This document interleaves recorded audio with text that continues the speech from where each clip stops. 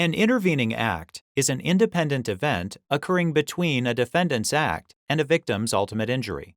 However, an intervening act doesn't relieve the defendant of liability unless it breaks the chain of causation. State v. Smith explains the circumstances required for an intervening act to break the causal chain. During a disagreement, John Smith punched Bryan Biser once in the head, causing him to fall to the ground, strike his head on the pavement, and lose consciousness for several minutes. When paramedics arrived, Biser informed them that he was diabetic and had taken insulin that day.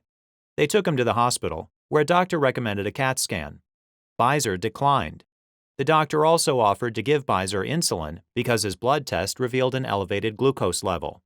Biser refused it. The doctor discharged him, and he went home. 4 days later, the manager of Biser's apartment complex found him unconscious and called for an ambulance. At the hospital, Biser's CAT scan revealed a skull fracture and a brain bleed. Doctors also discovered Biser was in diabetic ketoacidosis, a potentially fatal condition that resulted from his failure to take prescribed insulin. Biser died that day.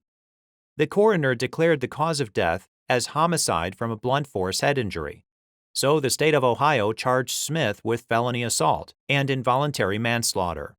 A radiologist testified that he'd never seen anyone function normally with head injuries like Biser's.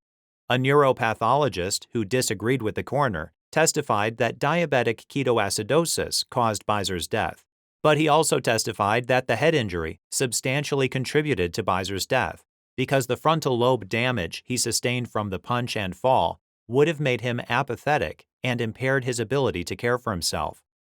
Smith argued that his punch didn't proximately cause Biser's death because Biser's diabetic condition and his failure to take insulin were intervening events that broke the causal chain. Ultimately, the jury convicted Smith on both charges. He appealed only the manslaughter conviction to the Ohio Court of Appeals.